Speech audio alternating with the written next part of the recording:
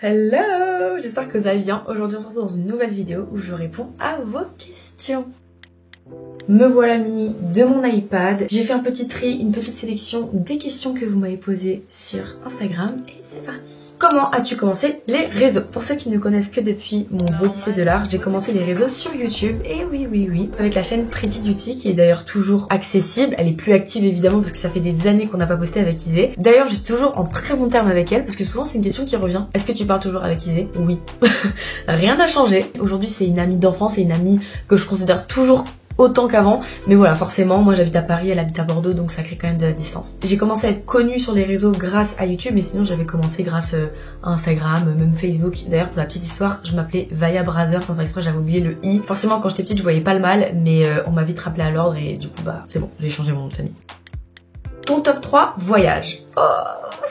Dans mon top 3, pour sûr, il y a le Brésil. Ça, je pense que vous l'aurez compris. Ensuite, l'Afrique du Sud, c'est un voyage qui m'a énormément marqué quand j'étais petite parce que c'était la première fois que je pouvais voir vraiment des animaux de la savane. J'étais obsédée par National Geographic, donc quand j'ai pu les voir en vrai dans le parc Kruger, j'avoue, ça m'a bien remué, bien choquée. Donc j'étais trop contente de pouvoir vivre ça avec mon papa. J'avais genre 11 ou 12 ans, je pense. Et ensuite, un troisième. En vrai, je pense Bora Bora. Bora Bora, c'est un rêve. Et visuellement parlant, c'est juste un truc de ouf. Et je me rappelle quand on était dans le bateau, bah, de toute façon, vous avez vu le vlog, genre je me rappelle de ce sentiment de me dire j'ai déjà la FOMO de ne plus être là. C'était tellement ouf de voir ce paysage, cette eau turquoise, la colline, enfin on dirait vraiment t'es dans un fond vert. Je pense que le moment qui m'a le plus choqué en vrai c'est quand on est arrivé en avion et qu'on était sur le petit ponton avant de prendre le bateau pour rejoindre l'île de Bora Bora. Je me suis dit mais c'est quoi ce rêve?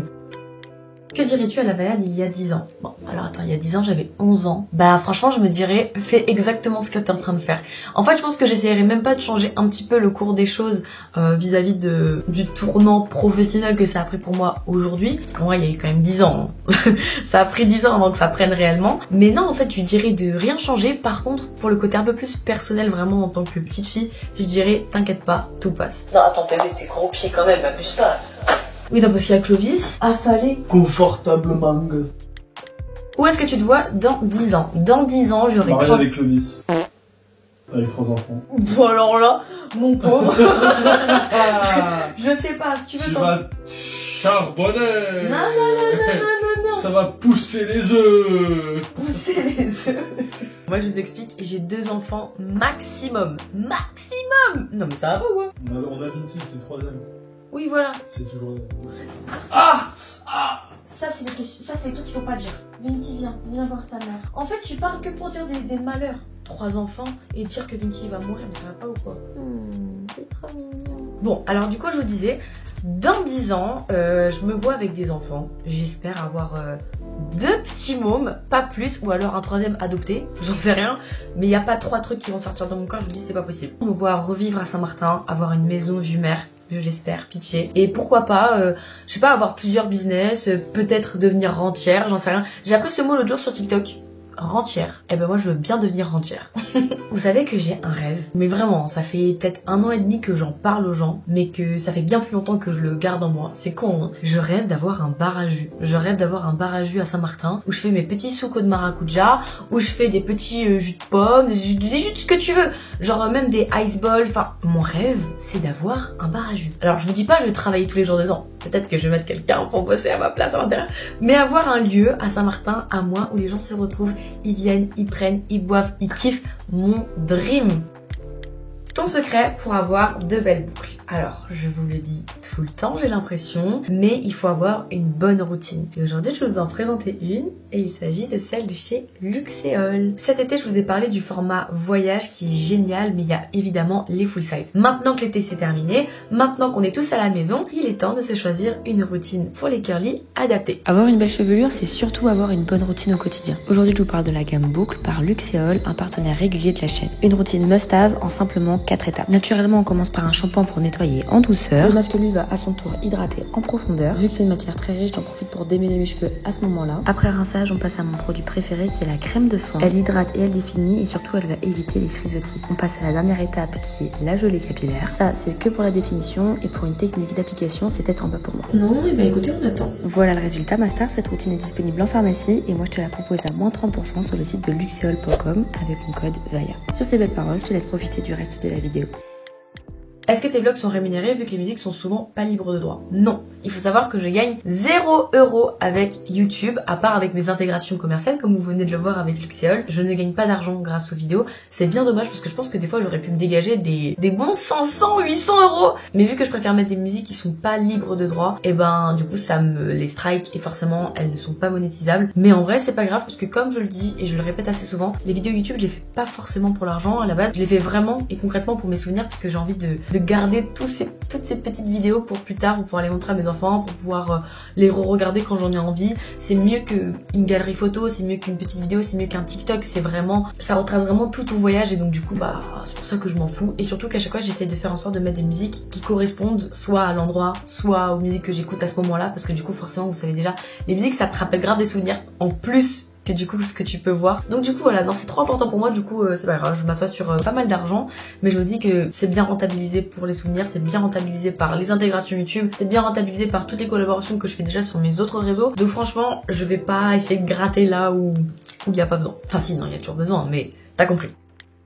Qu'est-ce que tu dirais à quelqu'un qui souhaite se lancer? T'as quoi à perdre? Souvent quand je rencontre des abonnés, quand je rencontre des filles qui me suivent et tout, et qui sont un peu dans cette démarche de vouloir se lancer, faire potentiellement un peu comme moi, etc. En fait, je leur dis, le seul conseil que je peux te donner, c'est vas-y. Enfin, il y a rien d'autre. En fait, ton seul frein, c'est toi-même. Un téléphone, tu l'as parce que sinon tu serais pas en train de me regarder.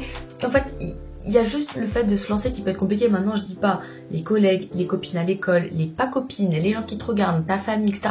Bien sûr que ça peut être des freins. Maintenant, ma chérie, réalise tout ce que tu pourrais faire, réalise ton plein potentiel, réalise les marques avec qui tu pourrais travailler, les opportunités que tu pourrais avoir. Enfin, en fait, est-ce que c'est eux qui vont t'emmener là-bas? Vous savez, il y a une expression en Côte d'Ivoire qui dit c'est pas eux qui payent votre café. Donc en fait, faut faire. Genre, c'est pas eux à la fin du mois qui vont être là, qui vont payer votre loyer, qui vont payer vos vêtements. Donc en fait, vous n'avez qu'à faire. Enfin, tu vois ce que je veux te dire? Donc non, franchement, le meilleur conseil que je peux te donner, c'est investir dans un bon téléphone parce que en soi, pour commencer, t'as pas besoin de mieux qu'un téléphone, un bon téléphone. Et ensuite, ça va aller tout seul. Voilà. C'est ce que j'ai à dire. Si vous voulez une vidéo un peu plus détaillée de ça, de la motivation, de la discipline, de la création de contenu, franchement, ce serait avec plaisir parce que j'adore donner des conseils par rapport à ça. Je sais que là, tout ce que je viens de dire, c'était assez bateau, assez rapide. Vu que c'est une vidéo plutôt FAQ où je vais répondre à plein d'autres questions, je me dis c'est peut-être pas le moment de s'étaler sur un sujet en particulier. Mais si vous voulez une vidéo à ce sujet-là, c'est avec grand plaisir. Il suffit de me le dire en commentaire. Est-ce que tu voudrais avoir des nouveaux animaux de compagnie? Alors honnêtement, entre Vinti le chihuahua et Clovis le Doberman qui mange du poulet mozza tous les jours, je pense que je suis bien. Je vais pas en rajouter. Qu'est-ce que t'as? C'est une autre application, c'est quoi? Non, c'est la même. En vrai, on est sexy. Ah, mais j'aime bien. Mais tu sais que franchement, tu serais capable de t'habiller comme ça en tant que papy, genre papy cool. Bah, Papy sûr. avec la casquette et tout. Oh, mon dream. J'adore. Bon allez, zou. Viens, on lui fait Pharaon.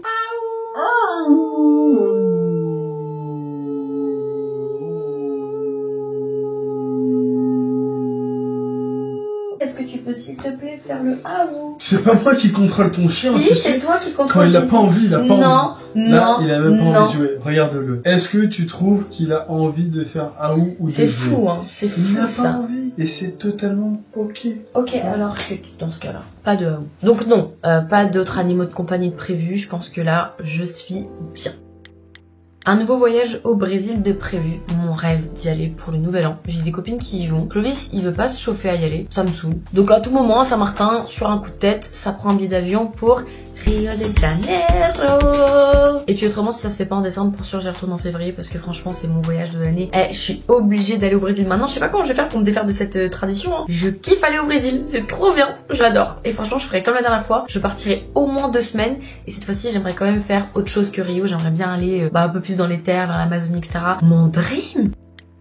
Projet et goal pour l'année 2026. Bon, je vais pas me porter l'œil à parler de mes projets de 2026 ici parce qu'on connaît, mais évidemment qu'il y a des projets, évidemment j'ai des envies et ce que je peux vous dire en tout cas, c'est que j'ai envie de vous mettre à l'honneur. Vous, les personnes qui me regardent, les personnes qui me suivent, les personnes qui me sont fidèles entre guillemets et qui me font vivre ce que je suis en train de dire aujourd'hui dans ma vie, j'ai envie de vous mettre à l'honneur et donc du coup c'est pour ça que je compte organiser plein de petits événements où vous pourrez avoir accès. Ce sera toujours quand même assez exclusif pour pouvoir garder un vrai contact, tu vois, pas juste un micro. Enfin, je trouve ça trop bizarre. Si je veux faire un événement avec vous, c'est parce que j'ai envie de faire un vrai événement avec vous, un peu comme ce que j'avais fait avec Herborian à la suite de la sortie de la campagne avec la CC Crème. J'aimerais faire plein d'événements comme celui-ci, même si là c'était juste un espèce de petit café. Pourquoi pas faire des cours de sport, faire des cours de cuisine, des masterclass, des rencontres, enfin vraiment tout plein de petites activités où on pourra simplement se rencontrer, où vous pourrez tester des produits de marque, parce qu'en fait l'idée c'est de vraiment vous mettre à l'honneur, un peu comme si vous étiez des influenceuses vous aussi, parce que je sais que parfois, souvent ce genre de rendez-vous c'est ultra exclusif, c'est réservé aux influenceuses ou alors à la presse, et là l'idée c'est vraiment en fait de pouvoir vous inviter, pouvoir vous dire ok venez mes go, vous allez goûter un petit peu à tout ça. Voilà, donc on va dire que un de mes gros goals pour l'année 2026 c'est de vous rendre tout ce que vous m'avez offert en 2025. Après en termes de projet, j'aimerais beaucoup faire évoluer la chaîne YouTube, essayer de passer sur quelque chose d'un peu plus qualitatif, tout en gardant toujours ces formats là qui sont hyper spontanés, tourner avec la DJI, garder les vlogs parce que c'est ce qui vous plaît énormément, ça j'en ai tout à fait conscience, mais parfois j'aimerais bien faire des concepts un petit peu plus poussés. Enfin franchement vous en faites pas, je vous réserve plein de choses pour l'année 2026 en espérant que je sois bien accompagnée. Mon équipe auprès de Gisèle est toujours aussi cool. Maintenant il faut aussi trouver en fait tout simplement des investisseurs, des marques qui sont prêtes à croire en ces projets là. Ça c'est un peu la partie un peu plus compliquée, même si je commence à vraiment tisser de vrais liens avec les marques avec qui je travaille et qui je suis sûre accepteront mes petits projets. En tout cas j'espère. Maintenant, en termes de goal pour l'année 2026, j'espère passer une année aussi incroyable que l'année 2025, même si j'en doute parce que je pense qu'une année comme ce que je viens de vivre, même si elle n'est pas encore finie, c'est qu'une fois, et franchement, j'ai profité de chaque instant, même s'il y avait des moments un peu plus compliqués que d'autres. Donc du coup, le goal en vrai, ce serait d'avoir encore mieux l'année qui suit. Je prie pour que ma vie soit aussi belle que cette année. C'est quoi le mariage de tes rêves selon toi? C'est très peu de personnes, mulette B, la plage, les pieds dans le sable, pas de chaussures et mon chien qui m'apporte mes alliances. Une robe sirène avec une longue traîne, un saxophoniste, un pianiste. Ouais, je vois les choses en grand. Mon dream. Bruno Mars. Ouais, voilà. Michael Jackson carrément. J'ai jamais rêvé d'un mariage avec des centaines et des centaines et des centaines de personnes, et ça c'est un truc qui me fait un peu peur avec Clo-Clo parce que lui il a une très grande famille. Moi je pense que ma famille elle tient sur les doigts de la main, après quelques amis et c'est tout en fait. Franchement je vois bien un mariage de aller max 50 personnes. En fait moi ça m'énerverait de devoir nourrir des bouches à des personnes à qui je parle pas. Même si t'es dans ma famille tu me parles pas, je t'invite pas hein. Enfin, je sais pas. Pourquoi tu ne vis plus à Saint-Martin comme ta sœur? Je crois que j'ai déjà répondu plusieurs fois. Mais donc du coup moi j'ai quitté Saint-Martin à la base pour faire mes études. Ça n'a duré que 3 semaines et après je me suis un peu concentrée sur l'influence. Même si pour beaucoup de personnes c'est une grosse erreur d'avoir fait ça. Au final je suis contente de là où ça m'a menée. Et pour l'instant je pense que ma vie elle est vraiment dirigée à Paris par rapport au travail, à mes projets etc. Et je m'y sens bien, je m'y sens de nouveau mieux. Voilà pourquoi j'habite plus à Saint-Martin. Maintenant est-ce que ça veut dire que je n'y vivrai plus? Pas du tout. Croyez-moi, mes enfants comme je le dis assez souvent seront élevés là-bas. Donc je me fais pas trop de soucis à ce niveau là. On va dire que c'est une période, le temps que je vive un peu cette vie à 1000 à l'heure, que je fasse mes projets, que je gagne de l'argent tout simplement. Et puis après je pourrai rentrer sur mes 2 oreilles à Saint-Martin. Après ton bac, avais-tu des projets dans les études? Bon, du coup, comme je vous l'ai dit, je suis arrivée à Paris et j'ai fait peut-être 3 semaines dans une école de communication. Ça me plaisait pas. En fait, moi, j'ai toujours su que les études, ça me ferait chier dans la mesure où, pour moi, les études, ça allait s'arrêter à 18 ans. En fait, je le savais. Je me voyais pas continuer des études, même si, quand j'avais 16 ans, à la base, je voulais aller habiter au Canada pour faire des études de mode, tout simplement. Pour apprendre à coudre, apprendre la mode, en fait, tout simplement. Je me suis rendu compte qu'il ferait trop froid là-bas pour moi. Et donc, à l'aube de mon bac, j'ai décidé de me diriger plutôt à Paris. Et donc du coup j'ai fait des études de communication, marketing etc. Et je me suis vite rendu compte que en fait c'était pas fait pour moi parce que en fait moi ce que j'avais envie c'était faire de l'argent. Je vais pas vous mentir, c'est la vérité, j'avais envie de travailler. Et en fait moi j'avais déjà eu une proposition de Belle des Pins pour acquérir des parts. Et c'est comme ça que Vincent m'a proposé de travailler encore plus activement pour la marque. Et c'est comme ça que pendant 2 ans je faisais vachement d'aller-retour entre Paris, là où je vivais, et Bordeaux, là où était basée du coup la société Belle des Pins. Honnêtement je pense que mon cursus scolaire ayant été annulé, c'est la meilleure chose qui ait pu m'arriver pour avoir une vraie expertise dans le milieu du marketing, du digital, de la communication. Parce qu'en fait, apprendre sur le tas, selon moi, c'est la meilleure des choses que tu puisses faire. Prévois-tu des gros concepts YouTube dans le futur? Alors ça c'est comme je vous disais tout à l'heure, évidemment j'aimerais pouvoir faire des choses encore plus qualitatives, enfin des choses qualitatives parce que selon moi pour l'instant ce n'est pas qualitatif, du moins c'est pas à la hauteur de mes espérances. Je filme juste à la DJI, je pense qu'il y a moyen de faire des trucs avec de la production, il y a moyen de faire des choses vraiment intéressantes, vraiment qualitatives. C'est vrai que j'ai pas du tout atteint ce plein potentiel, tout simplement parce qu'en fait j'ai pas eu le temps de me poser là-dessus. J'ai laissé passer l'année 2025 avec vraiment des vidéos mignonnes, faciles, des petits vlogs, des FAQ, etc. Mais oui, franchement pour l'année 2026, j'ose espérer que je vais pouvoir vraiment me poser avec mes équipes et dire ok, voilà l'espèce de calendrier, notre cahier des charges, comment j'imagine les choses, me poser avec des marques en fait, tout simplement parce que honnêtement les projets YouTube, je vous jure que ça coûte tellement cher, je ne peux pas payer autant de vidéos qualitatives au point que je me l'imagine toute seule. Donc du coup l'idée ce serait de vraiment travailler avec des marques qui seraient prêtes à investir sur le long terme, sur une année, sur 6 mois, sur 3 mois, pour vraiment construire des projets qui sont intéressants et qui sont pas genre juste du one shot. Même si c'est bien les projets one shot de temps en temps, j'aimerais pouvoir espérer avoir des marques qui ont suffisamment confiance en moi pour qu'on fasse des trucs vraiment de A à Z qui sont mais trop bien. J'ai trop hâte et j'espère que ce sera possible honnêtement. Mais bon, du coup ce sera à voir pour l'année 2026. Mais oui, je souhaite et je rêve de faire des concepts sur YouTube qui sont beaucoup plus intéressants que des petites FAQ ou des vlogs, même si bon c'est toujours sympa de temps en temps. Comment vous vous êtes rencontré avec Clovis? Alors ma chérie, je t'invite à aller regarder ma vidéo que j'ai déjà postée sur ma chaîne YouTube où je vous raconte tout pendant 40 minutes. Je ne comprends pas comment c'est possible que j'ai reçu cette question autant de fois alors qu'il y a une full vidéo dédiée sur ma chaîne. Du coup, n'hésite pas à aller la voir. Franchement, tu ne seras pas déçu. Tu as tous les détails croustillants. Quelle est la perception de ton corps avec les réseaux, complexes, etc. J'ai des complexes. J'ai une perception de mon corps qui est parfois compliquée. Et je fais pas ça pour faire la pique me, je dis pas ça pour voilà. Parce que je sais que selon beaucoup, on va pas se mentir, c'est un fait également, j'ai percé grâce à mon corps cette année 2025, mon body c'est de l'art, etc. On va pas se le cacher et franchement, je vais être objective et honnête avec vous. Je trouve que j'ai un beau corps, mais j'ai des complexes. Mais j'ai grave des complexes, c'est abusé. Maintenant, évidemment, j'essaye de faire abstraction. J'essaye de pas me matrixer le cerveau avec ça. Parce qu'en fait, si je commence à me matrixer avec ça, je vais plus pouvoir travailler, je vais plus pouvoir faire ce que j'aime, je vais plus pouvoir faire de photos, je vais plus pouvoir faire tout ça. Donc du coup, oui, j'ai des complexes. Des fois ça me fait chier de le dire parce que j'ai peur que les gens soient en mode oh là là, elle veut faire la pique me et tout. En vrai je m'en fous parce que je pense que même la fille la plus jolie, enfin selon moi par exemple une Bella Hadid, je suis sûre qu'elle a des complexes. Je suis sûre qu'elle se compare. J'en suis sûre et certaine parce qu'en fait on reste tous humains et on a cette fâcheuse tendance à toujours vouloir ce qu'on n'a pas. Maintenant, est-ce que je suis bien dans ma peau? Évidemment, je ne vais pas m'en plaindre. Je respire correctement, je marche correctement, je peux me déplacer. J'ai une vision parfois un peu floue mais je vois bien. En fait j'aimerais juste dédramatiser ce truc des complexes, surtout grâce au réseau. La comparaison, je vais vous dire, arrêtez de vous comparer, c'est tellement dur. Comment tu veux pas ne pas te comparer? Je suis la première à me comparer. Essayez de relativiser, essayez de se dire qu'en fait, dans tous les cas, bah c'est ton body, tu veux faire quoi? Qu'est-ce que tu vas faire? Ton seul choix, c'est de l'accepter. Maintenant, est-ce que tu vas continuer à regarder les autres, à être envieuse de temps en temps? C'est normal, c'est normal. Je suis la première à me dire, vas-y, arrête de te comparer. Et en fait, c'est un automatisme humain. Donc, vivez comme ça. En fait, ça te saoule d'être sur Instagram, de voir un body, c'est de là, bah tu swipes, et puis c'est tout. Il y a beaucoup de filles qui ont complexé en voyant mon corps. J'en ai conscience. Ça va même faire une espèce de mini pseudo-drama au moment de mon body c'est de l'art, etc. Même les meufs que vous voyez sur les réseaux qui vous font complexer, complexent elles-mêmes de leur propre corps. Il y a 100% de chances qu'elles se comparent. Il y a 100% de chances que des fois il y ait des jours avec et des jours sans. Donc si ça peut vous aider à décomplexer, j'ai des défauts, j'ai des gros complexes, il y a des choses que je ne supporte pas chez moi, il y a des choses... Mais en fait, qu'est-ce que tu veux que je fasse? Je détourne le regard et puis voilà. Je veux pas aller commencer à me photoshopper, je veux pas commencer à aller... Je peux pas. Ça me saoule. Donc du coup, bah c'est comme ça et c'est ok. Je sais pas si ma réponse a été bien, mais je pense que c'est quelque chose que j'aurais aimé entendre de quelqu'un que j'admire, à qui je kiffe le body, à qui j'adore les jambes fines. J'aimerais l'entendre dire, bah en fait moi aussi il y a ça que j'aime pas chez moi et par exemple toi tu l'as et donc du coup bah je suis envieuse de ça. Cette envie malsaine devient tout d'un coup beaucoup plus subtile, beaucoup plus apaisante. Je sais pas si vous voyez ce que je veux dire, en tout cas j'espère que je peux passer le bon message et que ça peut pas être interprété de la mauvaise manière.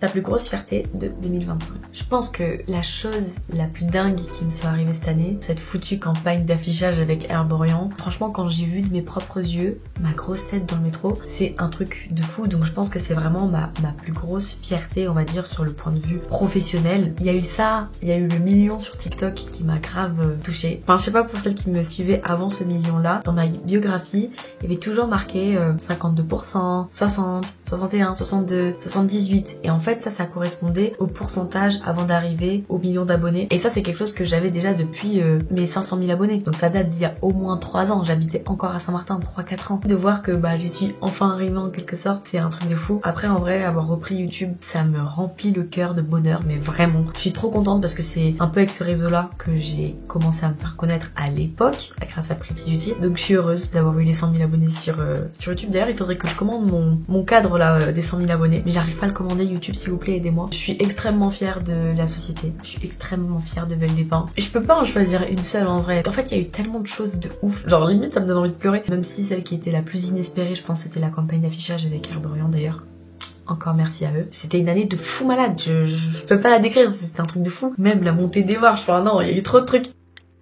Comment est-ce que tu as géré la période de drama et comment tu te sens dans ce cas-là? Cette année, elle a été aussi incroyable que catastrophique, on va dire, parfois sur des espèces de dramas, etc. Pour vous dire la vérité, il y a des dramas qui m'ont plus affecté d'autres, non pas par leur gravité, mais par ce qui se passait en fait en off dans mon perso. Et donc du coup, j'étais beaucoup plus facilement atteignable. Je pense notamment à la période de juin où en fait, j'ai un ami qui est décédé. Et ça, je l'ai dit brièvement sur Snap. Et donc en fait, ce qui fait que j'étais très affectée par cette perte. Et en fait avec ce qui se passait sur les réseaux, que c'était vraiment de l'acharnement, de l'harcèlement, c'était dur. C'était plus dur qu'un autre drama. Après c'était vraiment la période où c'était des dramas qui étaient forts, vraiment hyper forts, hyper violents. Est-ce que ça m'a empêché de dormir la nuit? Oui, un peu. Est-ce que ça m'a empêché d'être heureuse pour tout le positif qui m'arrivait à côté? Non. Et en fait pendant cette période-là, j'ai expliqué beaucoup les choses de cette manière où je disais en fait c'est fou parce que tout ça, ça m'a appris qu'il n'y avait jamais rien qui était blanc et il n'y avait jamais rien qui était noir et qu'en fait on persistait en tant qu'humain dans une sorte de zone grise. Dans le blanc, du coup, disons dans la lumière